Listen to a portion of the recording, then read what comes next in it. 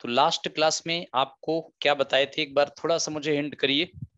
वैसे आज के सेशन में आपका जो होना है पोस्ट मौर्य बताना है। पोस्ट मौर्य आज के सेशन में है। आई थिंक यही चलेगा आज।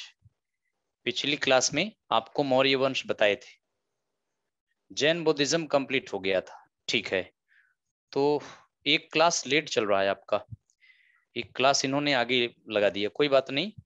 तो मौर्य आज चलेगा फिर, ठीक है। इसलिए मैं पूछ रहा था क्योंकि आपका एक क्लास डिले है, एक क्लास आगे पीछे हो गया है। ठीक बच्चे, मौर्य वंश ही कराएंगे, इसलिए मैं पूछ रहा था बच्चे, क्योंकि मुझे पता था एक क्लास आपका डिले है। तो चलें, आप लोग तैयार हैं एकदम पढ़ने के लिए, तैयार है ना? तो आज की क्लास हम स्टार्ट करते हैं। कोई डाउट है पूछना चाहे पूछ लें, अन्यथा हम क्लास स्टार्ट करते हैं, ठीक है। चलिए ठीक है। देखिए, महात्मा बुद्ध के समय 16 महाजनपद थे। जनपद माने जिला होता है, महाजनपद का मतलब बड़े बड़े जिले, अर्थात उसमें किंगडम को महाजनपद कहा जाता था।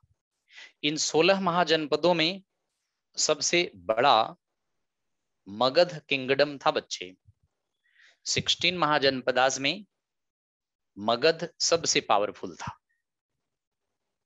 मगध में कई डायनेस्टी आई थी, उन्हीं डायनेस्टीज में मौर्य वंश आया।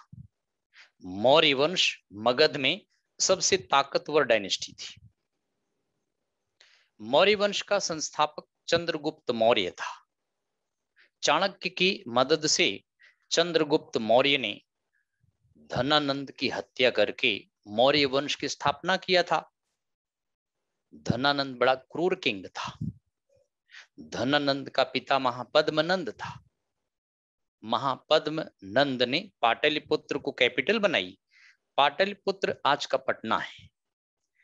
पाटलिपुत्र को पोलीबोथा भी कहा गया है। पोलीबोथा ग्रीक भाषा में कहलाता है। जैसा कि आप जानते हैं, चाणक्य एक विद्वान लेकिन पुअर ब्राह्मण था। चाणक्य एक दरिद्र ब्राह्मण थे। तक्षशिला विश्वविद्यालय में पढ़े थे, तक्षशिला के निवासी थे। तक्षशिला आज की डेट में पाकिस्तान के पंजाब में पड़ता है। तक्षशिला विश्वविद्यालय में कुछ दिन चाणक्य ने प्रोफेसर का काम भी किया था, लेकिन उससे उनकी दरिद्रता खत्म ना हुई। इन्होंने अपनी पावर्टी यानी दरिद्रता खत्म करने के लिए पाटलिपुत्र की तरफ चले आए, पटना की तरफ, चूंकि मगध की कैपिटल पाटलिपुत्र यानी आज का पटना थी। बच्चों, पाटलिपुत्र में धनानंद के दरबार में दान लेने के लिए पहुंच गए। चूंकि धनानंद दान दे रहा था, बड़े बड़े विद्वान उसके दरबार में दान के लिए आए हुए थे। यह विद्वान तो थे ही, मुख्य पुजारी के सिंहासन पे जाके बैठ गए।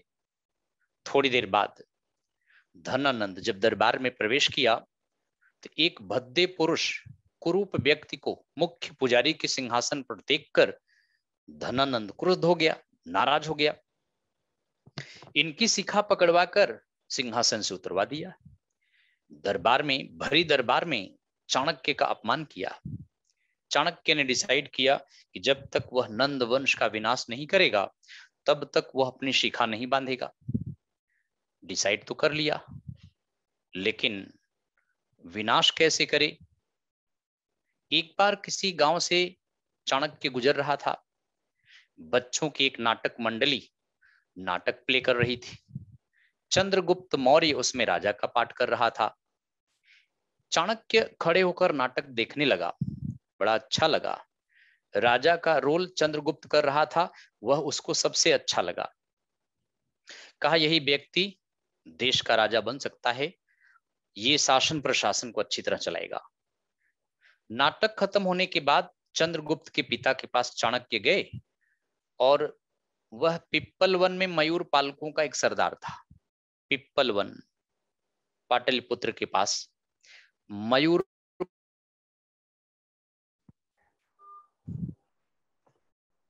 तो बच्चों डिस्कनेक्ट हो गया था, आई थिंक अब आप कनेक्टेड हैं। तो चलिए आगे की तरफ चलते हैं। पीडीएफ नहीं मिल रहा है हिस्ट्री का। बच्चे मैंने पीडीएफ दे दिया हूं, बोल दिया हूं आपको मिल जाएगा। मैं आज बात कर लूंगा, ठीक है। पीडीएफ नहीं दे रहे हैं, मैं बता दूंगा, बोल दूंगा थोड़ा, ठीक है बच्चों। तो दोनों ने एक विशाल सेना तैयार करके धनानंद की कैपिटल पाटलिपुत्र पर हमला कर दिया। दोनों परास्त हो गए, सेना दोनों की मारी गई। बड़ी मुश्किल में दोनों जंगलों में भाग गए। कुछ समय बीता तो इन्होंने डिसाइड किया कि चलें आम जनता की राय अपने बारे में जाने। भेष बदलकर किसी गांव से जा रहे थे। एक बूढ़ी औरत रोटी पकाकर छोटे से बच्चे को रोटी दे रही थी। बच्चा रोटी को बीच बीच में से काट कर खा रहा था, उसका मुख जल रहा था, शिकायत कर रहा था। ये दोनों खड़े हो गए कि देखिए बुढ़िया क्या जवाब देती है। बुढ़िया ने कहा, तुम्हारी योजना चाणक्य चंद्रगुप्त मौर्य के समान है। जैसे दोनों ने नंद वंश की विनाश की बात तो सोचा, दोनों ने डायरेक्ट सेंटर पर हमला कर दिए। रिजल्ट, दोनों हार गए। तुम भी डायरेक्ट सेंटर पर हमला कर रहे हो, मुंह तो जलेगा। रोटी को बगल से काट कर खाओ, मुंह नहीं जलेगा। दोनों के दिमाग में बात धस गई कि गलती कहां हुई, केंद्र पर जो हमला कर दिए। अब की बार फिर सेना भर्ती किया, प्रांतों को जीतना स्टार्ट किया। एक एक प्रांत को जीतकर अपने अंडर में कर लिया। धनानंद को मारकर चंद्रगुप्त मौर्य ने मौर्य वंश बनाया था। तो पहला किंग इस वंश का, और यह डायनेस्टी बच्चों 322 में आई थी। 185 बीसी तक यह डायनेस्टी थी, मौर्य वंश। तो चंद्रगुप्त मौर्य पहला किंग था।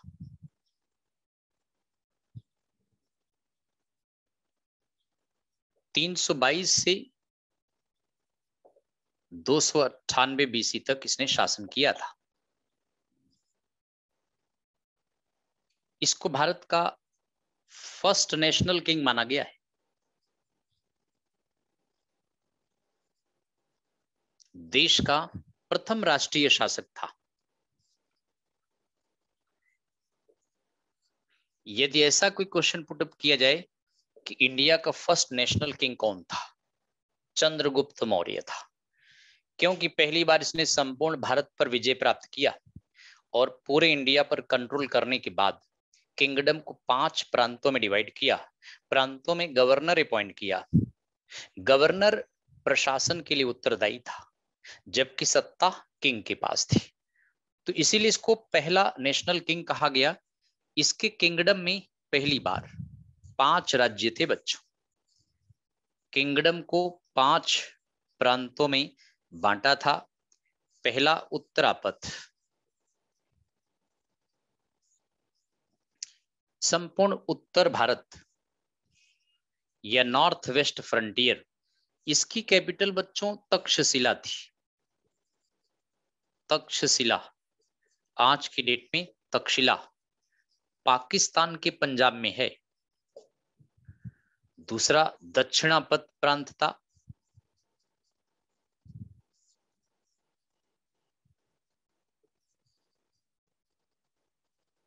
इसकी कैपिटल स्वर्णगिरी थी।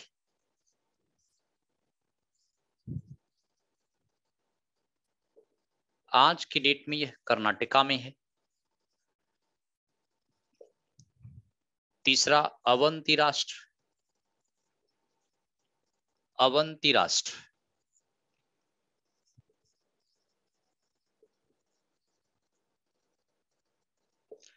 इसकी कैपिटल अवंती राष्ट्र उज्जैन थी बच्चों। उज्जैन तो जानते हैं मध्य प्रदेश में है। चौथा प्रांत केंद्रीय प्रांत, इंग्लिश में सेंट्रल प्रोविंस। इसकी कैपिटल पाटलिपुत्र थी।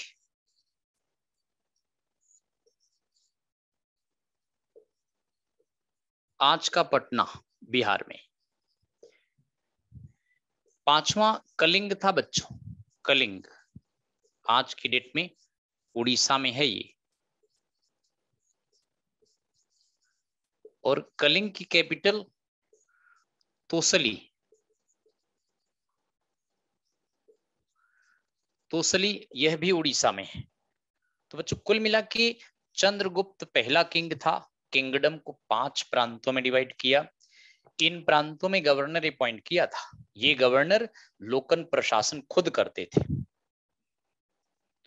लेकिन यहां पर एक खास बात यह है कि मौर्यन किंग केंद्रीय प्रांत की कैपिटल पाटलिपुत्र में बैठता था और पाटलिपुत्र का प्रशासन 5-5 सदस्यों वाली 6 परिषदों को दिया गया था।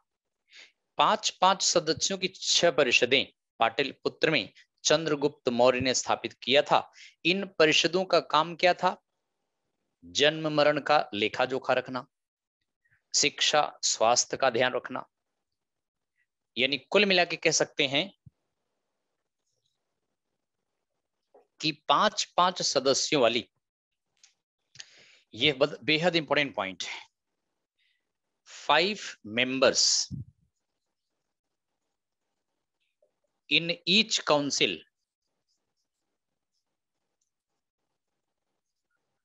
ऐसी 6 काउंसिल्स बनाई थी बच्चों, 6 परिषदें, प्रत्येक परिषद में 5 सदस्य,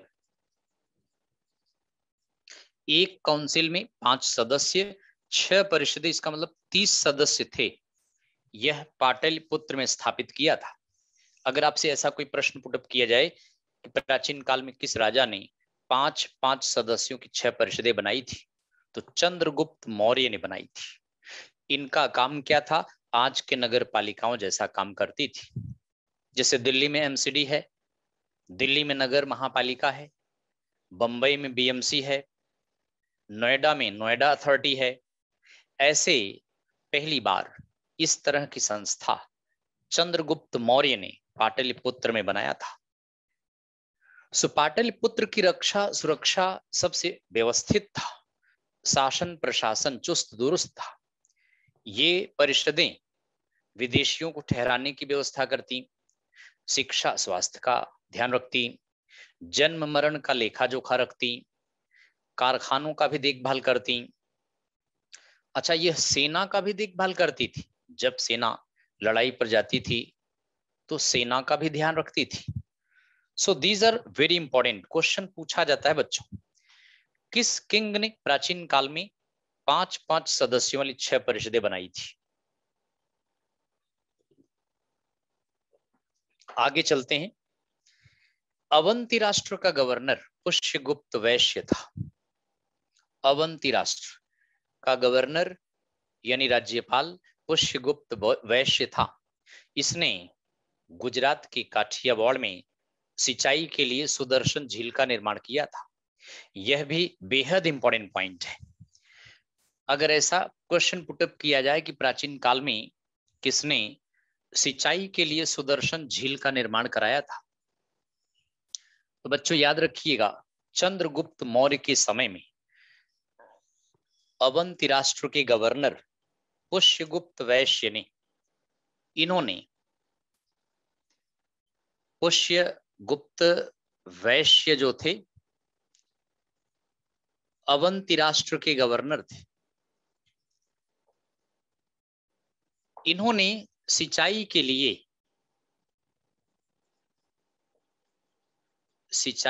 लिए सुदर्शन झील का निर्माण गुजरात के काठियावाड़ में कराया था। So this is very important point. तो बच्चों सुदर्शन डैम गुजरात के काठियावाड़ में किस लिए बनवाया था? फॉर इरिगेशन, सिंचाई के लिए सुदर्शन झील का निर्माण गुजरात के काठियावाड़ में पुष्यगुप्त वैश्य ने कराया था। यह चंद्रगुप्त मौर्य के समय में, सिजियम का मतलब चंद्रगुप्त मौर्य के समय में सुदर्शन झील का निर्माण इन्होंने काठियावाड़ में कराया। अर्थात एक झील बनवाया, एक तालाब बनाया, चारों तरफ बंधा डला दिया, बरसात के पानी को रोक लिया जाता था, बारिश के बाद नाली द्वारा अथवा नहर द्वारा पानी सिंचाई के लिए सप्लाई किया जाता था। ऐसा काम सबसे पहले इंडिया में सिजियम चंद्रगुप्त मौर्य के समय में पुष्यगुप्त वैश्य ने काठियावाड़ में कराया था। बच्चों, जब यह झील टूट गया या यह डैम टूट गया तो अशोक ने इसकी मरम्मत कराई थी। Ashoka repaired it. अशोक ने मरम्मत कराई थी। लेकिन जब यह डैम टूट गया तो इसको रिनोवेट किसने कराया? अर्थात ऐसा टूटा, एक बार तो मरम्मत हुई है, उसके बाद बिल्कुल टूट गया, तो रिनोवेटेड बाई रुद्रदमन फर्स्ट। यह शाका रूलर था बच्चों, शक शासक रुद्रदमन फर्स्ट ने जीर्णोद्धार कराया था।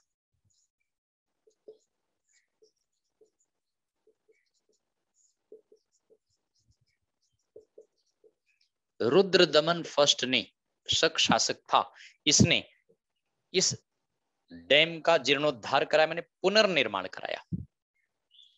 आगे चलकर स्कंद गुप्त, गुप्त काल में एक बार फिर इसको बनवाया गया था। तो अशोक चंद्रगुप्त का ग्रैंडसन था।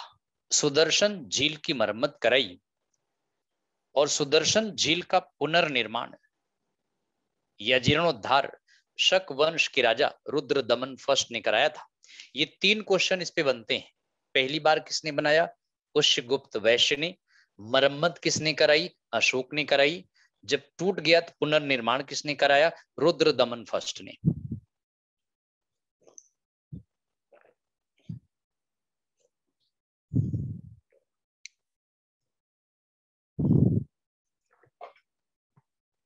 बच्चों,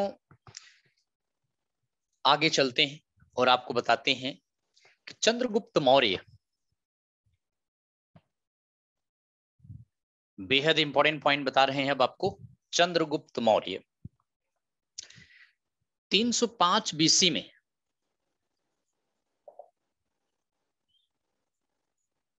चंद्रगुप्त मौर्य, शॉर्ट में हमने सिजियम लिख दिया है, चंद्रगुप्त मौर्य ने सेल्यूकस निकेटर को हराया था। सेल्यूकस निकेटर को हराया।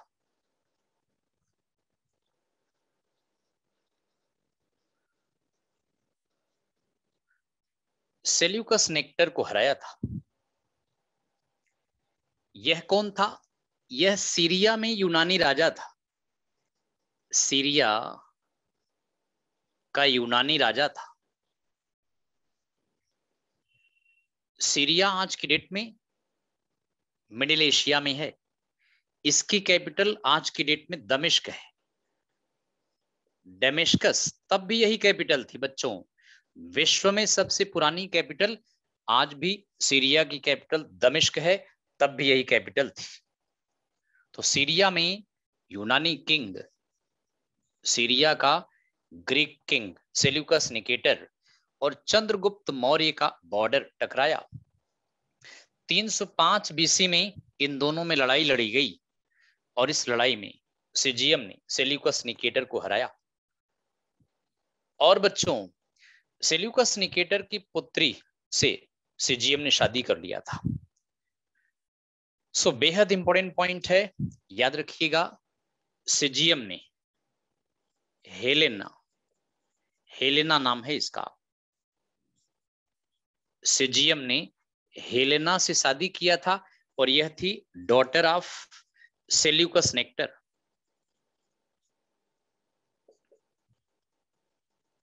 तो सेल्यूकस निकेटर की पुत्री हेलेना से शादी किया था और सेल्यूकस निकेटर ने इस उपलक्ष्य में कुछ क्षेत्र दहेज में दिया था। अराकोसिया जेड्रोसिया, यह क्षेत्र इसको दहेज में दे दिया था। तो हेलेना सेल्यूकस की पुत्री, सिजियम की वाइफ, पहला इंडियन किंग था जिसने विदेशी लड़की से शादी किया था। फर्स्ट इंडियन किंग विदेशी लड़की से शादी किया था। इसको कार्नेलिया भी कहते हैं। इससे सिजियम के जो पुत्र पैदा हुए उसका नाम जस्टिन था।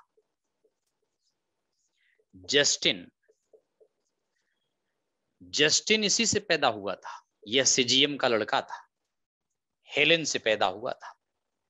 तो सिजियम और हेलेन के पुत्र का नाम जस्टिन था, लेकिन चाणक्य ने सिजियम से कहा था कि ठीक है, तुम हेलेना से शादी तो कर लो, लेकिन हेलेना से पैदा होने वाली संतान तुम्हारा उत्तराधिकारी नहीं बनेगा, बल्कि जो इंडियन राजकुमारी थी जिसका नाम दुर्धरा था, दुर्धरा की संतान बिंदुसार तुम्हारा उत्तराधिकारी बनेगा। तो इसकी इंडियन पत्नी दुर्धरा थी बच्चों, और दुर्धरा से बिंदुसार पैदा हुआ था। बिंदुसार, चाणक्य ने यह इनसे प्रॉमिस करवा लिया था कि इसकी संतान उत्तराधिकारी बनेगा, इसकी संतान उत्तराधिकारी नहीं बनेगा। तो आई थिंक आपको क्लियर हो गया होगा। फर्स्ट इंडियन किंग सिजियम, जिसने ग्रीक किंग सेल्यूकस निकेटर को हराया, उसकी पुत्री हेलेन से शादी किया, कुछ क्षेत्र दहेज के रूप में दिया। चंद्रगुप्त मौर्य ने 500 वार एलिफेंट्स 500 वार एलिफेंट्स सेल्यूकस निकेटर को दिया था। सेल्यूकस निकेटर के पास हाथी नहीं थे, इसलिए हार गया, किसी और से ना हार जाए, इसलिए चंद्रगुप्त ने 500 जंगी हाथ सेल्यूकस निकेटर को दिया था। एक बात और यहां इंपॉर्टेंट है, सेल्यूकस निकेटर ने मेगास्थनीज नामक एक यूनानी राजदूत सिजियम के दरबार में भेजा था बच्चों। इसी समय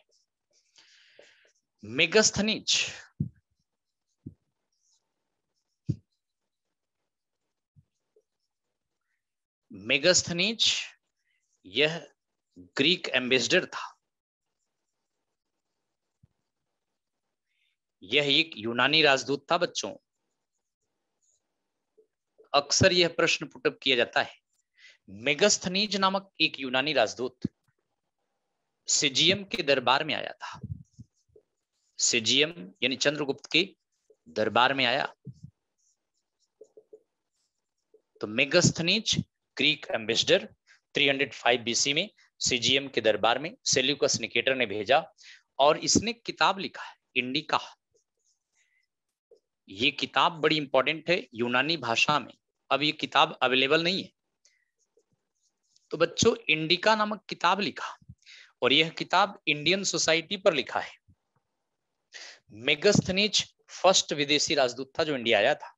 फर्स्ट विदेशी राजदूत मेगास्थनीज इंडिया आया, इंडिका नामक किताब लिखा। इस किताब में इंडियन सोसाइटी के बारे में लिखा। इसने ये लिखा कि इंडिया में 7 जातियां थी, अर्थात इसको इंडिया के कास्ट सिस्टम का पता नहीं था। जिनको जिस काम में इन्वॉल्व पाया उसको एक कास्ट बता दिया। जैसे ब्राह्मण लोगों को एक कास्ट बता दिया, किसानों की एक कास्ट बता दिया, व्यापारियों की एक कास्ट बता दिया। ऐसे 7 जातियों का उल्लेख इस किताब में है। और इसने यह भी कहा है कि इंडिया में दास प्रथा नहीं थी। इसको इंडियन सोसाइटी के बारे में पता ही नहीं था।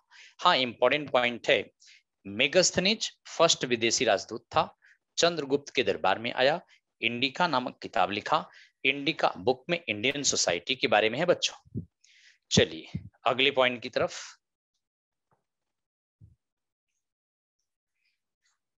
तो आइए हम आपको नेक्स्ट पॉइंट बताते हैं। अंतिम समय में, अंतिम जीवन के अंतिम समय में सिजियम जैन धर्म स्वीकार कर लिया था। लाइफ के अंतिम पल में जैनी बन गया था। लेकिन एक बात और यहां ध्यान दीजिएगा, सेंड्रोकोटस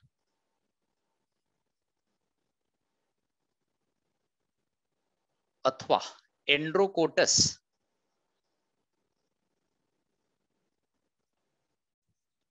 ग्रीक भाषा में चंद्रगुप्त का नाम है। सेंड्रोकोटस अथवा एंड्रोकोटस यह ग्रीक भाषा में यानी यूनानी भाषा में बच्चों सिजियम को कहा जाता था। चंद्रगुप्त को ग्रीक भाषा में ये नाम दिया गया था। जैसे आप सेल्यूकस निकेटर, यह ग्रीक में है, हिंदी में सेल्यूकस नेक्टर कहते हैं। तो ऐसे ट्रांसलेट करेंगे, चंद्रगुप्त का ट्रांसलेशन ग्रीक भाषा में सेंड्रोकोटस या एंड्रोकोटस ये कहा गया है।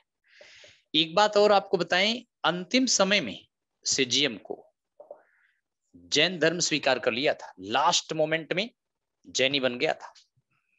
दरअसल चंद्रगुप्त के शासनकाल में 12 वर्ष का एक भयंकर अकाल पड़ा था। इस अकाल से निपटने के लिए जैन विद्वान भद्रबाहु ने सिजियम को कहा कि यदि सिजियम उनके साथ दक्षिण के कर्नाटक के श्रवणबेलगोला में जाए और चंद्रश्री पर्वत पर तपस्या करे, उपवास रखकर तपस्या करे, तो उत्तर भारत का यह बड़ा अकाल खत्म हो जाएगा। जैन विद्वान भद्रबाहु की बात मानकर जैन विद्वान भद्रबाहु के साथ दक्षिण के कर्नाटक के श्रवणबेलगोला में गए, चंद्रश्री पर्वत पर तपस्या करने लगे, बिना खाए पिए भूखे रहने लगे। इनको मोक्ष मिल गया था। किनको? सिजियम को। तो अंतिम समय में जैन स्वीकार कर लिया, प्रारंभ में हिंदू रहा होगा, और इस समय सिजियम अटेंड मोक्ष। सिजियम ने इस समय मोक्ष प्राप्त किया था बच्चों। किस जगह पर किया? तो आपको बताएं कि सिजियम ने मोक्ष की प्राप्ति श्रवणबेलगोला में किया था। श्रवणबेलगोला यह आज की डेट में कर्नाटका में। तो श्रवणबेलगोला कर्नाटक में है बच्चों। यहां पर चंद्रश्री पर्वत पर, चंद्रश्री पर्वत पर, चंद्रश्री पर्वत पर यहां मोक्ष मिला था। तो अंतिम समय में सिजियम जैन स्वीकार कर लिया था। कौन से जौन विद्वान के प्रभाव में आए? तो भद्रबाहु के प्रभाव में आए थे। भद्रबाहु, सब बच्चे भद्रबाहु के प्रभाव में आए थे। ये जैन स्कॉलर थे। सो जैन विद्वान भद्रबाहु के प्रभाव में आ गए थे और जैनी बन गए थे। मोक्ष की प्राप्ति यहीं पर हुआ। यह क्वेश्चन कई दफा पूछा गया है, किसको मोक्ष कहां मिला था। और आपको बताए थे जैन धर्म में 2 संप्रदाय बन गए थे। कहा जाता है कि इस अकाल से छुटकारा दिलाने के लिए भद्रबाहु दक्षिण भारत में चले गए, और कुछ वर्षों के बाद जब अकाल खत्म हो गया, लौट के उत्तर भारत में आए। उत्तर भारत में उस समय स्थूल भद्र थे, अपने फॉलोअर के साथ यहीं डटे हुए थे। और जब ये 12 साल के बाद अकाल खत्म हो गया, लौट के आए, तो स्थूल भद्र ने भद्रबाहु पर कमेंट किया कि जब तो अकाल पड़ा तो दक्षिण में चले गए, अब अकाल खत्म हो गया, मुख उठा के फिर चले आए। तभी से 2 संप्रदाय बन गया, श्वेतांबर, दिगंबर। श्वेतांबर के नेता स्थूल भद्र थे, दिगंबर का नेतृत्व भद्रबाहु ने किया था। तो बिंदुसार के डेथ के बाद बच्चों, इसके सिजियम के डेथ के बाद बिंदुसार गद्दी पर बैठा। लेकिन एक पॉइंट और याद रखें, चाणक्य, चाणक्य को कौटिल्य भी कहा गया है। और बच्चों, कौटिल्य का वास्तविक नाम विष्णुगुप्त शर्मा था। विष्णुगुप्त शर्मा, यह इनका रियल नेम था। इन्होंने किताब लिखी है अर्थशास्त्र। ये इसलिए बेहद इंपॉर्टेंट है। इनकी फेमस किताब है अर्थशास्त्र, और यह राजनीतिक सिद्धांत पर है। राजनीतिक सिद्धांत पर यह किताब लिखी गई बच्चों। यह इकोनॉमिक्स के बारे में नहीं है, principles and practices of state craft के बारे में। यह किताब राजनीतिक सिद्धांत के ऊपर लिखी गई है, principles and practices of state craft. Chanakya Chandragupta Maurya के महामत्य थे। महामत्य माने प्राइम मिनिस्टर। महामत्य का मतलब होता है प्राइम मिनिस्टर बच्चों। तो महामत्य चंद्रगुप्त मौर्य के चाणक्य थे, और इसके अलावा चंद्रगुप्त के बेटे बिंदुसार के भी महामंत्री यही थे। तो इस तरह से चंद्रगुप्त का देहांत श्रवणबेलगोला में हुआ। अब आपको थोड़ा सा बिंदुसार का इंपॉर्टेंस है, ज्यादा नहीं है। मेन तो मौर्य वंश में अशोक का इंपॉर्टेंस है, तो यहां बताने के बाद फिर अशोक पर आपको बताएंगे।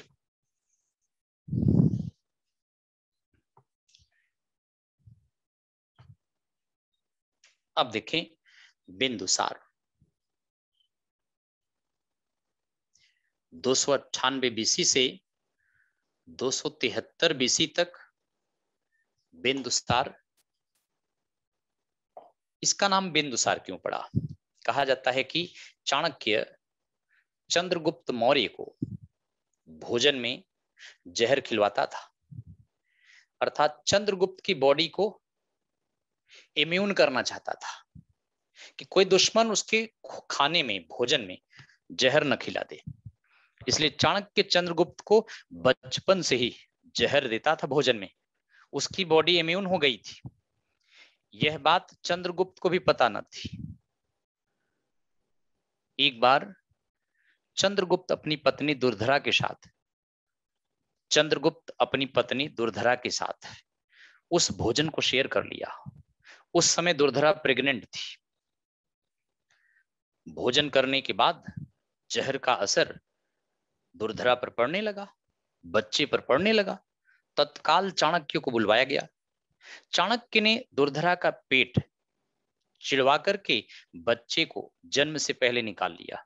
दुर्धरा मर गई। बच्चे को किसी तरह से केमिकली बकरे के लेदर में उसको रखकर उस तरह से कुछ किया होगा, तो बच्चे को तो बचा लिया, लेकिन जहर का असर इसके फॉरहेड पर पड़ा, ललाट पर पड़ा, इसलिए इसका नाम बिंदुसार पड़ा। बिंदुसार का मतलब इसके फॉरहेड पर, इसके ललाट पर जहर का असर पड़ा, जिसका स्पॉट पड़ गया था, इसलिए इसका नाम बिंदुसार पड़ा। इसकी मम्मी बच्चे दुर्धरा थी, जो पहले पीछे बताए। दुर्धरा प्रिंसेस, इंडियन प्रिंसेस थी, दुर्धरा इसकी मां थी। खैर, ग्रीक भाषा में अगर आप देखें तो इसको ये कहा गया है सेंड्रोकोप्टस।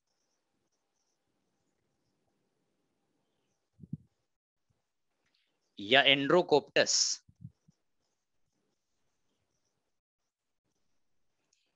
यह बिंदुसार को ग्रीक भाषा में कहा गया बच्चों सेंड्रोकोप्टस अथवा एंड्रोकोप्टस। बहुत कम अंतर है। चंद्रगुप्त को सेंड्रोकोटस या एंड्रोकोटस, इसको सेंड्रोकोप्टस, ये पी आया है बस इसमें। इसका जब ग्रीक भाषा में ट्रांसलेशन होगा ना, तो बिंदुसार, सेंड्रोकोप्टस या एंड्रोकोप्टस। चंद्रगुप्त तो उसको कहा जाएगा सेंड्रोकोटस या एंड्रोकोटस। बहुत कम अंतर है, याद रखिएगा। ये प्रश्न पूछ लिया जाता है कभी कभी कि ग्रीक भाषा में सेंड्रोकोप्टस किसका नाम था या एंड्रोकोप्टस किसका नाम था, तो बिंदुसार को। चलिए, बिंदुसार को अमित्र चेट भी कहा गया है। अमित्र चेट या अमित्र घात भी कहा गया है,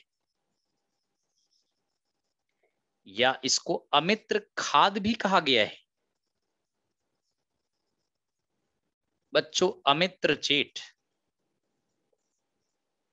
अथवा अमित्र घात अथवा अमित्र खाद, इसका मतलब यही होता है बच्चों कि जिसके कोई शत्रु ना हो, नो एनिमी।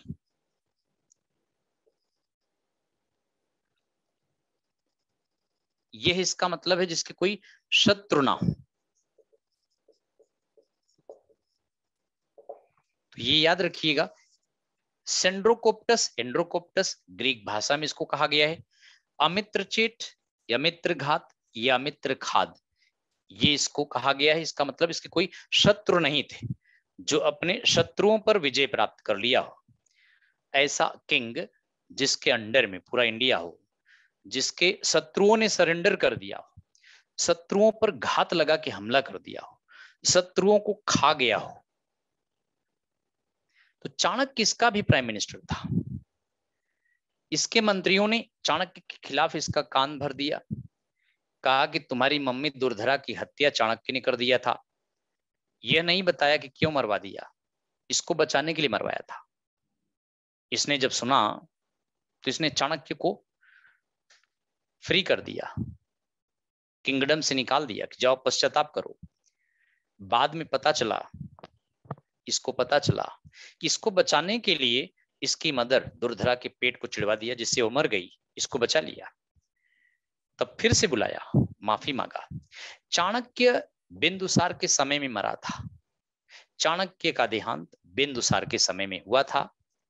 चाणक्य का एक शिष्य राधागुप्त, चाणक्य का एक शिष्य राधागुप्त अशोक का महामंत्री था बच्चों। चाणक्य इसका भी महामंत्री था, लेकिन चाणक्य का शिष्य अगर आपसे पूछें, ये था चाणक्य का शिष्य राधागुप्त। चाणक्य का शिष्य राधागुप्त यह अशोक का मंत्री था, यह अशोक का महामंत्री था। तो यह भी याद रखिएगा, क्योंकि पूछा गया है क्वेश्चन ये।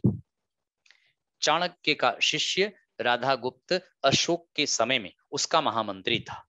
महामंत्री माने प्राइम मिनिस्टर। बच्चों एक बात और है, बिंदुसार के समय में तक्षशिला में एक भयंकर विद्रोह हुआ था। बिंदुसार के शासनकाल में तक्षशिला में भयंकर विद्रोह हुआ था। तक्षशिला पंजाब के, पाकिस्तान के पंजाब में गांधार प्रांत की कैपिटल थी। तक्षशिला में हुए विद्रोह को दबाने के लिए अशोक को भेजा गया था। अशोक ने तक्षशिला के विद्रोह को बेरहमी से दबा दिया था और अशोक को तक्षशिला का गवर्नर बनाया गया था। तक्षशिला का विद्रोह जो हुआ सुसेम के खिलाफ हुआ था। सुसेम बिंदुसार का बड़ा बेटा था। सुसेम तक्षशिला का गवर्नर था, जनता पर अत्याचार किया करता था। जनता सुसेम के खिलाफ हो गई, बगावत कर दिया। सुसेम उस विद्रोह को दबा नहीं पाया। देन अवंती राष्ट्र के गवर्नर अशोक को बुलाया गया। अशोक को तक्षशिला भेज करके इस विद्रोह को दबाया गया। इसलिए बच्चों ऐसा कोई क्वेश्चन पुटअप किया जाए कि बिंदुसार के समय में किस जगह पर भयंकर विद्रोह हुआ, तो तक्षशिला में। और उस विद्रोह को किसने दबाया, तो अशोक ने तक्षशिला में हुए उस विद्रोह को दबाया था।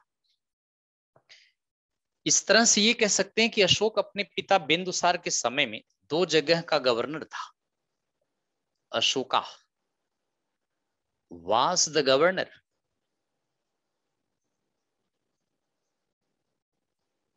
of उज्जैन और तक्षशिला। आप जानते हैं उज्जैन अवंती राष्ट्र की कैपिटल थी और तक्षशिला उत्तरापथ की कैपिटल थी। तक्षशिला उत्तरापथ की कैपिटल। तो अशोक ने तक्षशिला में विद्रोह को दबाया था। तक्षशिला रेबेल को दबाया,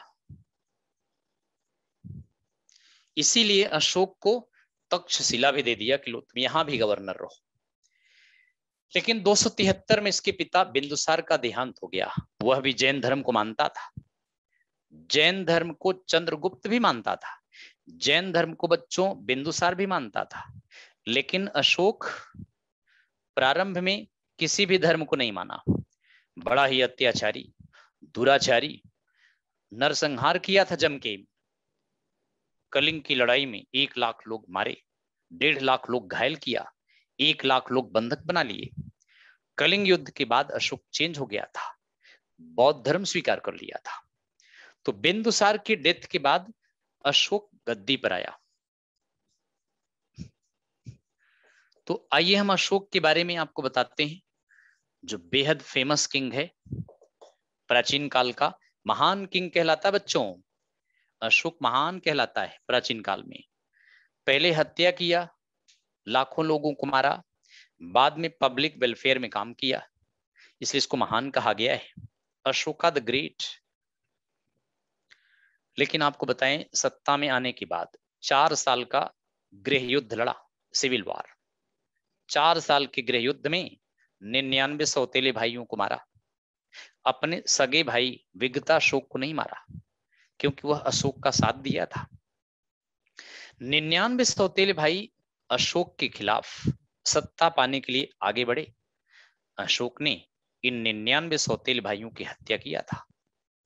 तो बच्चों, ये 4 साल का सिविल वॉर 273 से 69 तक अशोक ने 4 वर्ष का सिविल वॉर लड़ा था, यानी गृह युद्ध। 4 वर्ष के इस सिविल वॉर में अशोक ने अपने 99 सौतेले भाइयों की हत्या किया।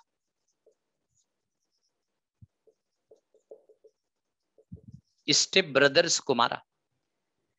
इनके सिर काट करके आगम नामक कुआं, पटना के पास है, आगम कुआं में डाल दिया था। उस कुएं का पानी आज भी लाल है, और उस कुएं का लिंक नहीं पता चला है, कहां है लिंक इसका। तो इस तरह से 99 सौतेले भाइयों की हत्या किया था। लेकिन आपको बताएं कि अशोक ने अपने सगे भाई विगताशोक को नहीं मारा। कहीं कहीं इसका नाम तिस्स भी दिया होता है।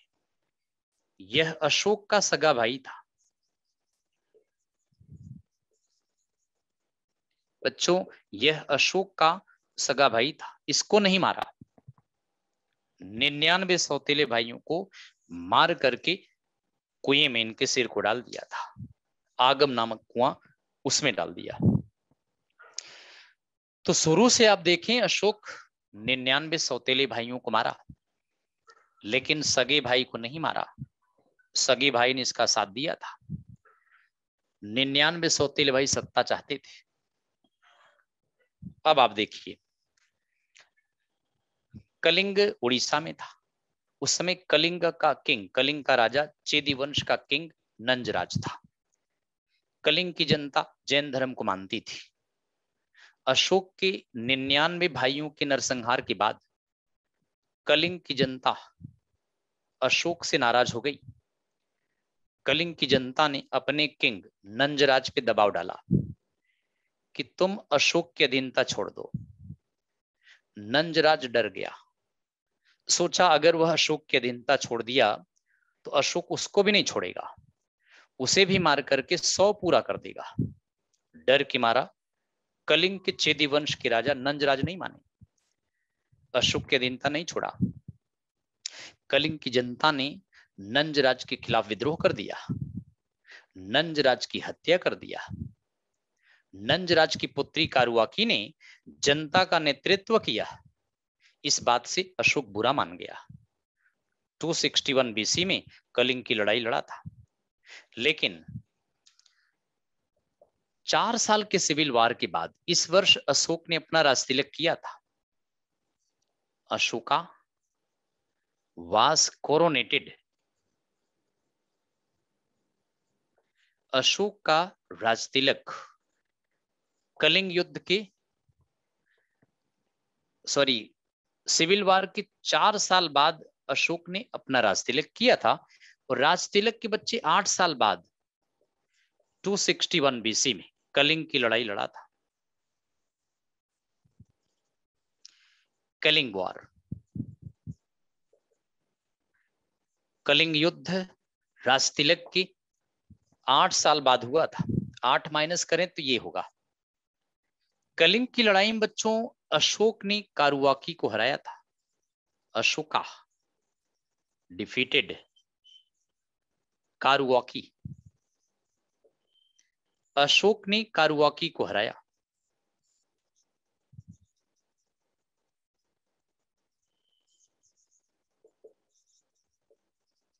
अशोक ने कारुआकी को हराया। और कारुआकी कलिंग की राजकुमारी थी, कलिंग की राजकुमारी। तो बच्चों प्रिंसेस ऑफ कलिंग, तो कलिंग की लड़ाई बड़ी भयंकर लड़ाई थी। तो 4 साल सिविल वार के बाद राजतिलक। आवाज नहीं आ रही है क्या बच्चों? आवाज तो आ रही है। वीएमपी भाई आवाज आ रही है? अजय आवाज आ रही है? वीएमपी लिख रहे हैं कि आवाज नहीं आ रही है, ऐसा है क्या? आ तो रही भाई, अजय तो बता रहे हैं आवाज आ रही है। ओके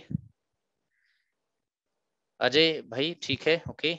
नेहा आ रही है आवाज? तो आ रही बच्चे, कैसे नहीं आ रही है? अगर आवाज नहीं आती तो सब बच्चे बताते कि हाँ नहीं आ रही है ना? आवाज आ रही है, आप अपना देखिए, कुछ प्रॉब्लम्स होगा। ओके भाई श्याम सुंदर, ओके रिफ्रेश कर लो बच्चे, कह रहे हैं आप। सुरेंद्र तिवारी, कारुआ की पुत्री थी नंजराज। बच्चे कारुआ की जो थी ये नंजराज, नंदराज नहीं होगा, ये नंजराज। और ये नंजराज कलिंग के राजा थे। कलिंग में चेदी वंश का शासन था। चेदी वंश बिंदुसार के अंडर में था। नंजराज किंग था। जनता ने दबाव डाला कि अशोक के अधीनता छोड़ दो, क्योंकि अशोक ने 99 भाई मार डाले हैं। हम जैनी लोग हैं, हत्या को कतई बर्दाश्त नहीं करते हैं। नंजराज डर गया, अशोक के अधीनता नहीं त्यागा। इसकी जनता ने इसके खिलाफ बगावत करके इसको ही मार दिया। और फिर कारुआ की इसकी पुत्री जनता का नेतृत्व किया। अशोक को बुरा लग गया, अशोक ने कलिंग की लड़ाई छेड़ दिया। बच्चों इस लड़ाई में, कलिंग की इस लड़ाई में 1 लाख लोग मारे गए। इतने लोग मारे गए थे। और 1.5 लाख के करीब इतने लोग घायल हुए थे। और 1 लाख के करीब बंदी बना लिए गए थे। अशोक इतने लोगों को प्रभावित किया था। इस दृश्य को देखकर अशोक का दिल पिघल गया। अशोक ने डिसाइड किया कि भविष्य में वह लड़ाई नहीं लड़ेगा। जिस समय अशोक चिंता में डूबा था, उसी समय उपगुप्त नामक एक बौद्ध विद्वान अशोक के पास आया, बौद्ध धर्म के फीचर बताया, अशोक को बौद्ध धर्म में कन्वर्ट कर लिया। और कलिंग युद्ध के बाद अशोक ने कारुआकी से शादी कर लिया। लड़ाई से पहले अशोक कारुआकी से प्रेम करता था। लड़ाई के बाद अशोक ने कारुआकी से विवाह कर लिया। So everything is fair, everything is fair in love and war. शायद ऐसी लड़ाइयों के बाद, ऐसे प्रेम के बाद ये स्टेटमेंट बन गया हो कि everything is fair in love and war. तो लड़ाई से पहले प्रेम था, लड़ाई के बाद शादी कर लिया। और कलिंग युद्ध के बाद अशोक बौद्ध धर्म को स्वीकार कर लिया। पूछे किसने कन्वर्ट किया अशोक को? उपगुप्ता। उपगुप्त यह बौद्ध विद्वान थे बच्चों। बौद्ध विद्वान उपगुप्त ने अशोक को बौद्ध धर्म में चेंज कर लिया। अशोक ने कारुआकी से विवाह कर लिया।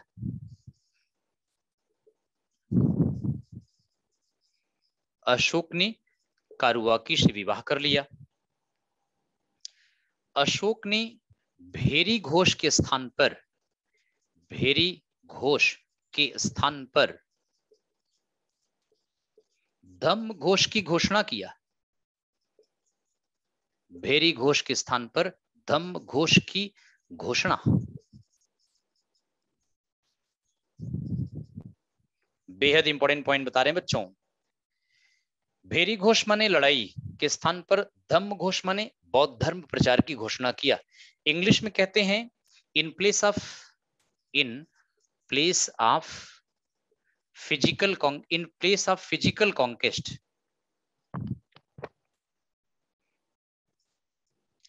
In place of physical conquest Ashoka declared cultural conquest. English में कहेंगे in place of physical conquest Ashoka declared cultural conquest, अर्थात लड़ाई के स्थान पर अशोक ने बौद्ध धर्म प्रचार की घोषणा किया था। भविष्य में कोई लड़ाई नहीं लड़ेगा, ऐसी घोषणा अशोक ने कलिंग युद्ध के बाद किया था बच्चों। कलिंग युद्ध के बाद अशोक ने बौद्ध धर्म स्वीकार कर लिया। किसने कन्वर्ट किया यह पूछा जाता है। उपगुप्त नामक बौद्ध विद्वान ने अशोक को बौद्ध धर्म में चेंज कर लिया। बच्चों एक बात और ध्यान रखें, अशोक पहला किंग था जिसने पब्लिक को पत्थरों पर लेख लिखवा के जगह जगह गड़वाया। क्योंकि जनता अशोक में विश्वास नहीं कर रही थी, इसलिए नहीं विश्वास कर रही थी कि 99 सौतेले भाई मार डाले, लाखों लोग कलिंग की लड़ाई में मार डाले। जनता में विश्वास नहीं था कि अशोक बदल गया होगा। अब अशोक बदल गया, जनता को कैसे पता चले? उस समय ना तो सोशल मीडिया था, ना ही प्रिंट मीडिया था, ना ही इलेक्ट्रॉनिक मीडिया था, नहीं तो एक प्रेस कॉन्फ्रेंस बुला के बता देता कि अब वह बदल गया है, और नहीं तो सोशल फेसबुक पर एक पोस्ट अपलोड कर देता वह चेंज हो गया है, या फिर न्यूज़पेपर में छपवा देता कि अब वह बदल गया है। तो इन सब चीजों का अभाव था उस समय। पब्लिक को कैसे कन्विंस करे अशोक बदल गया है? इसके लिए अशोक ने एक तरकीब निकाला कि पत्थरों पर लिखवा लिखवा के, मार्कर से नहीं छीनी हथौड़ी से इंस्क्राइब्ड करवाएंगे। पत्थरों पर इंस्क्राइब्ड करवा करके उसे जगह जगह किंगडम में रखवाएं, उन स्थानों पर रखवाएं जहां जनता आती हो, जिससे जनता इन लेखों को पढ़े और समझ जाए कि अशोक बदल गया है। तो बच्चों अशोक पहला किंग है इंडिया में जिसने पत्थरों पे लेख लिखवाया। इन पत्थर के लेखों पर राजकीय घोषणाएं हैं, रॉयल प्रोक्लामेशंस हैं, और ये पत्थर चुनार से मंगवाया था। चुनार उत्तर प्रदेश के मिर्जापुर जिले में है। वहां से पत्थर अपनी कैपिटल पाटलिपुत्र में मंगवाया, कटवाया, छटवाया, पॉलिश करवाया और देन उस पर इंस्क्राइब्ड करवाया, जगह जगह लगवाया। अच्छा, कुछ बड़े बड़े चट्टानों पे लिखवाया है, कुछ छोटे छोटे शिलाओं पे लिखवाया है, कुछ गुफाओं पे भी लिखवा दिया, जहां भिक्षु लोग रहते थे उन गुफाओं पे भी लिखवाया, जिससे कि पब्लिक उसको पढ़े समझे कि अब अशोक बदल गया है। तो इस वे में अशोक पहला किंग है जिसने रॉक एडिक्ट्स लिखवाए, यानी addicts and inscriptions, addicts and inscriptions यानी लेख एवं प्रशस्त लेख। पहला किंग है पत्थरों पे लेख लिखवाया है, और ये 3 प्रकार के हैं। पहला है रॉक एडिक्ट्स, बच्चों इसको कहते हैं शिलालेख। अब देखिए शिलालेख 2 प्रकार के हैं, ये 2 प्रकार के हैं बच्चों। एक है मेजर रॉक एडिक्ट्स,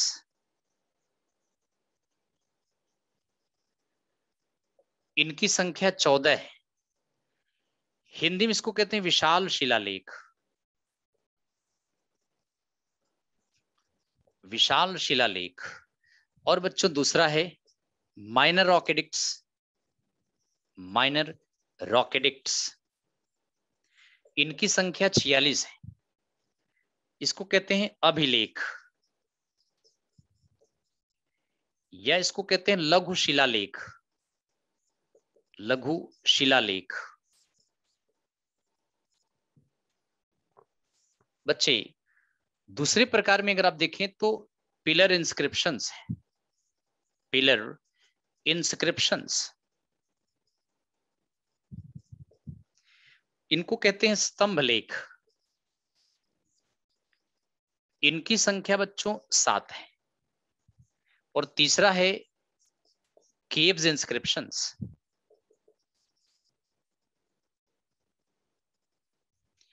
इसको कहते हैं गुहा लेख। इनकी संख्या 3 है। बाराबर की गुफाएं, नागार्जुन कोंडई की गुफाएं, जेतवन की गुफाएं। तो इन 3 तरह से लेख लिखवाएं। इन पर राजकीय घोषणाएं पूछा जाए क्या है, तो अधिकतर पर राजकीय घोषणाएं हैं,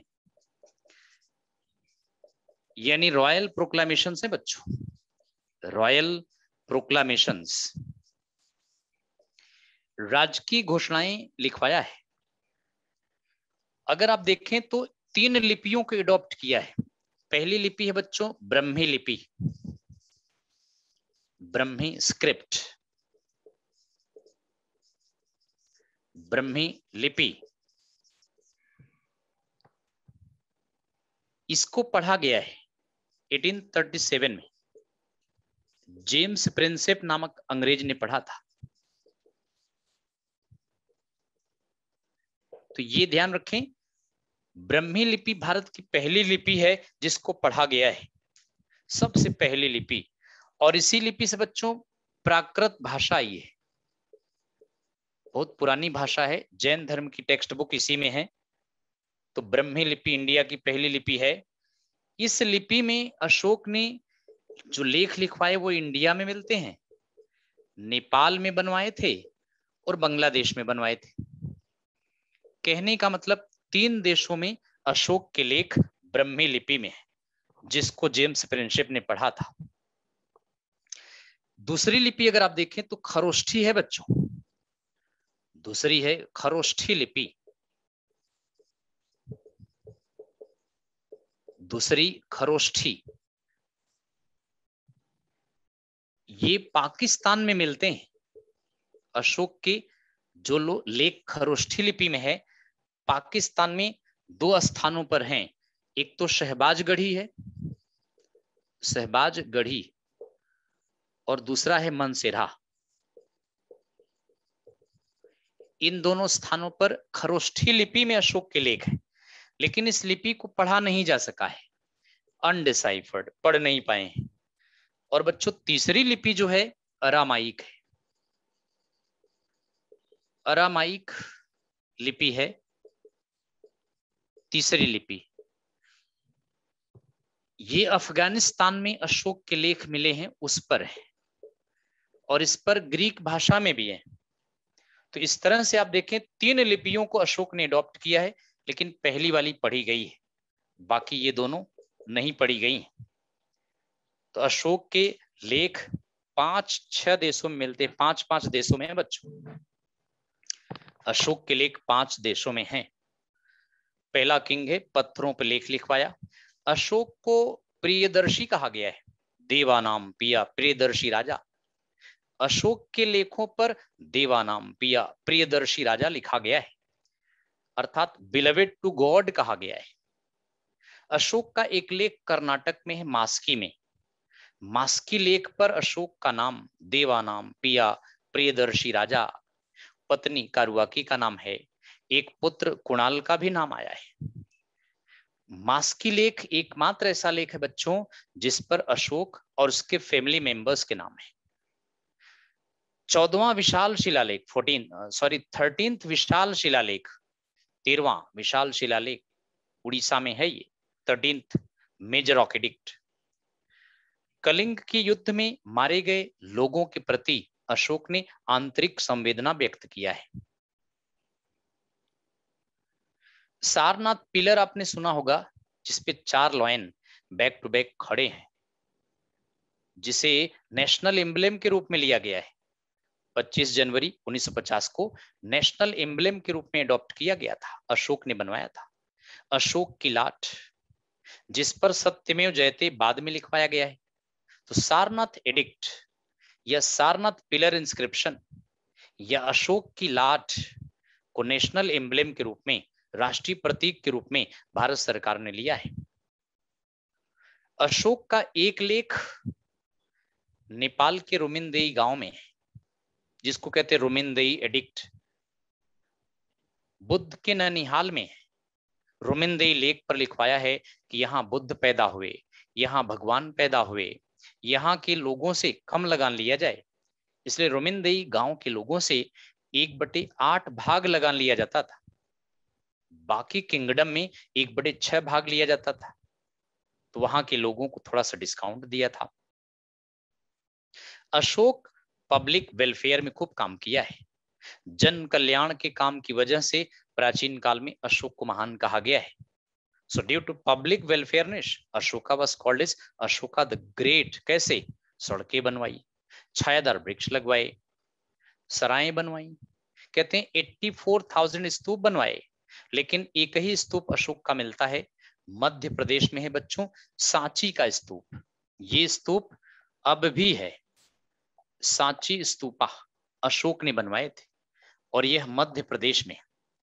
लेकिन मानते हैं कि 84,000 स्तूप बनाए, 7,000 सराएं बनाई, कुएं खुदवाए, सड़कें बनवाई, छायादार वृक्ष लगवाए, और राजकीय आदेश भी जारी किया कि सीनियर का सम्मान करें, भिक्षुओं का सम्मान करें, बुजुर्गों का सम्मान करें, हिंसा न करें, हत्या पर प्रतिबंध लगा दिया था। तो अशोक महान था क्योंकि पब्लिक वेलफेयरनेस के कारण। बच्चों आपको बताएं कि अशोक कलिंग के बाद कोई लड़ाई नहीं लड़ा, एक ही लड़ाई लड़ा है, कलिंग वार, क्योंकि 4 साल का सिविल वार था। कलिंग वार में इतनी बड़ी संख्या में लोग मारे थे। तो इस तरह अशोक के डेथ के बाद मौर्य वंश का पतन हो गया था। अशोक के 2 बेटों ने 2 क्षेत्र पे अलग अलग शासन किया। उत्तर में अशोक का एक बेटा संप्रति शासन कर रहा था, दक्षिण में कुणाल ने शासन किया था। दक्षिण का किंगडम तो निकल गया, क्योंकि साउथ में चेर, चोल, पांड्य आ गए थे। अशोक के लेखों पर दक्षिण के चेर, चोल, पांड्य शासकों का जिक्र है। उत्तर में संप्रति का शासन चलता रहा। संप्रति का बेटा दशरथ मौर्य था। दशरथ मौर्य आजीवक सेक्ट को मानता था। एक बौद्ध धर्म से निकला हुआ संप्रदाय था, आजीवक संप्रदाय को मानता था। आजीवक संप्रदाय के लोग मोर पंख लेके चलते थे, मयूर पंख लेके चलते थे। बच्चों आजीवक संप्रदाय को दशरथ मौर्य मानता था। दशरथ मौर्य अशोक का ग्रैंड सन था। दशरथ मौर्य को भी प्रियदर्शी कहा गया है। दशरथ मौर्य को भी प्रियदर्शी कहा गया है। तो 2 मौर्य किंग है जिनको प्रियदर्शी कहा गया है, अशोका, दशरथ मौर्य। लेकिन आपको बताएं कि अंतिम मौर्य किंग बृहद्रथ था बच्चों, लास्ट मौर्यन किंग बृहद्रथ। आखिरी मौर्य किंग बृहद्रथ था 185 बीसी में। उसके सेनापति पुष्यमित्र सुंग ने बृहद्रथ की हत्या करके सुंग वंश की स्थापना किया था। बृहद्रथ को मार करके सुंग वंश बनाया था। और पुष्यमित्र सुंग प्राचीन काल का पहला किंग था जिसने 2 अश्वमेध यज्ञ किया था।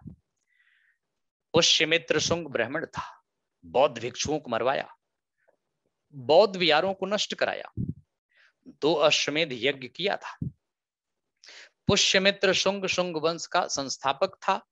इसके दरबार में महर्षि पतंजलि रहते थे। महर्षि पतंजलि पुष्यमित्र शुंग के दरबार में थे, जिन्होंने महाभाष्य लिखा था। महर्षि पतंजलि ने दोनों अश्वमेध यज्ञ को करवाया था। तो बच्चे इस तरह से मौर्य वंश प्राचीन काल का एक बेहद पॉपुलर वंश है, बेहद फेमस है। तो आज का सेशन यहीं पर समाप्त करते हैं। अगले सेशन में फिर मुलाकात होगी। अशोक स्तंभ इज अ पिलर एडिक्ट। बिल्कुल बच्चे, 7 स्तंभ अभी बताए ना, 7 पिलर इंस्क्रिप्शन। तो अशोक का स्तंभ जो है सारनाथ वाला, वह स्तंभ है, यानी पिलर एडिक्ट है। बिल्कुल, अशोक की लाट भी कहते हैं अजय। और बिल्कुल क्लास फिर ठीक बच्चे वाइंड अप करते हैं। ठीक है, ओके, बाय, थैंक यू।